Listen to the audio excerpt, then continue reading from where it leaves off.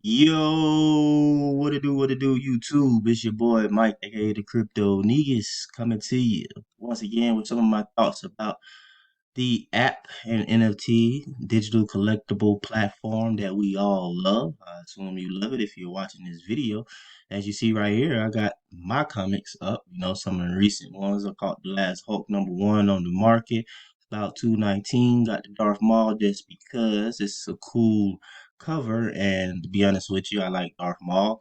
Short-lived in the Star Wars series, but in my opinion, he's always had the dopest lightsaber that I've seen. Like that staff, it was awesome to me. Y'all let me know if you agree with me in the comments. You see, I got the giant size X-Men. I missed that on drop, unfortunately. Was upset that that was so limited, but it is what it is. I also missed out on Fantastic Four number 52 on drop, but I had to go catch it later on, and I had to go get the secret rare to complete my haul of Black FA heroes. That's one of the things I do kind of collect. Y'all can see here. Let me see. Let's go into my comics and we look at my secret rares. They are basically FAs of Black heroes. Didn't pull the trigger or get stuff dumped enough or whatever fast enough to go get a giant X-Men, giant size X-Men SR when it was low.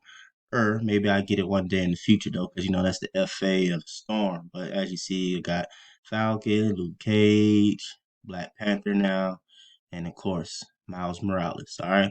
Then I got a few others in there. But anyway, I just wanted to come in and talk about what I feel like is an ongoing issue with Veve. Now, you're in my opinion, your selfish moon boys, the ones that only think about themselves and their vaults because they probably got the souped up internet, or they probably doing some other things. Like I know a lot of people was quietly doing, back in the early days to get drops. But in my opinion, comic books, no matter what these market sentiment is, it should have been a standard set.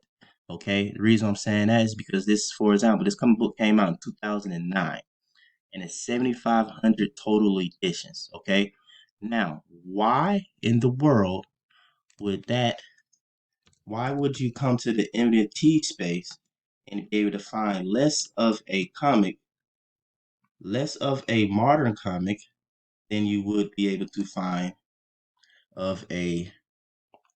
You guys see where I'm going here as I'm pulling up Marvel Comics 1, which is 60,000 editions, and it dropped in when it came out in 1939. 60,000 total editions. In my opinion, DV has completely butchered this. All right, they messed it up. I mean, if you're a collector, as they try and claim, collect, you know, get what you like, collectors at heart, blah blah blah. That's really some BS. This app is about making some money, mixed in with a little bit of collecting what it is that you like. But majority of people, venture to say 85, 90% of the people are here to make money, to make flips. Okay, so again, 1939, 60,000 editions. It's a golden age comic. Why in the world would you come to the NFT space and be able to find way more of a ancient, in a sense, ancient in comic world? 1939, that was a long time ago compared to 2009. It wasn't even this millennial. I mean, we're approaching 100-year anniversary on that, you guys.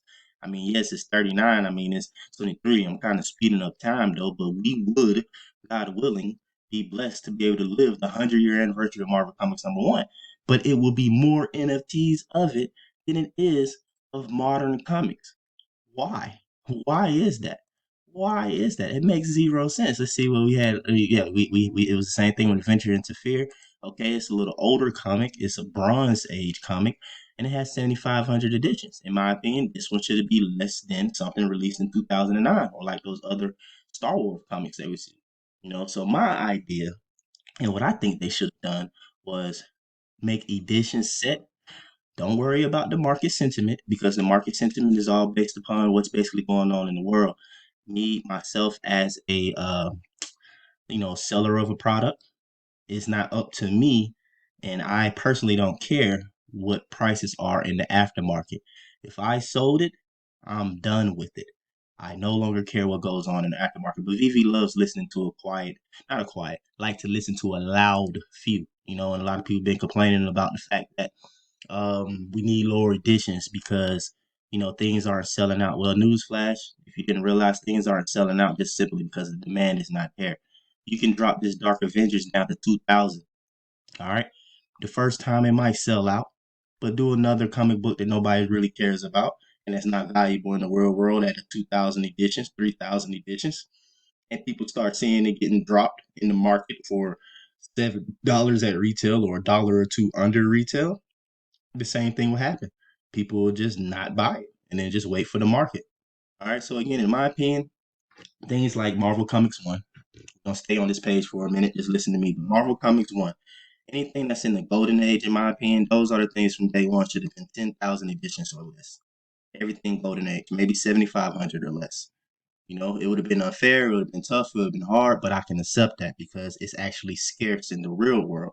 So why are we going to go and give it, in a sense, an unlimited supply in the digital world?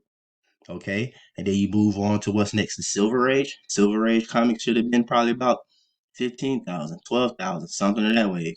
Then you got Bronze Age. Bronze Age comics should have been the 20,000 runs. All right. And then to be honest with you, these more modern ones, modern age comics, all of these should have been 20,000 plus, maybe 30,000, 40,000, and it'll be okay because a lot of them not very valuable right now, and you can find a lot more of these into the real world, in the physical world. So it would make sense in my opinion. In my opinion, y'all let me know in the comments. I didn't want this video to go too long. Let me know what you think in the comments. But I personally think the VV has butchered this completely. They also, played around with different retail prices, which didn't make sense. But they only did it because they saw you guys go to DC, and DC hit y'all with $10 out of the gate, and y'all paid it. So VV thought, hey, if they paid it over here, they could pay it over there. They could pay it over here. They probably kicking themselves and wish that they started from jump at $10, maybe $15. They're like, hey, y'all would have bought them. Y'all would have bought them, but they gave us a standard of $7. So in my opinion, they need to stay there. Okay, they need to stay there right at their $7 because it's less production and all that going into it, and y'all they don't have to do anything to too much push these comic books out to us. And also, you mentioned that they do get a cut of every aftermarket sale, so there's really no need to go too high on actual retail price. Okay, so again, in my opinion, edition should be set and go based upon the age of the comic. If it's a golden age, limit, make it very limited, limited special edition or whatever.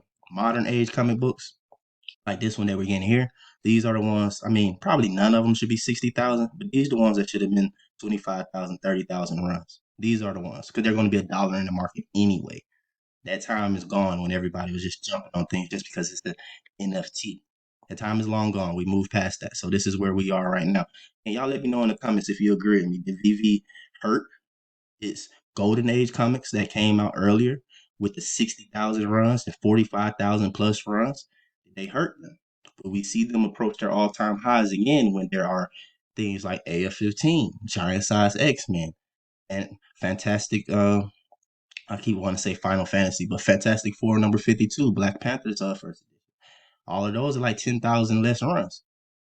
In my opinion, it's smarter if you're new to the app to be putting money into those things. Make sure that you secure those in your vault and secure a stack on those first before even trying to venture to these other ones. That's a lot higher editions. All right, again, repeating myself. Y'all let me know what you think in the comments. It's your boy, the Crypto Knees. I'm out. Y'all go for it. Be blessed. Bless someone. Take care.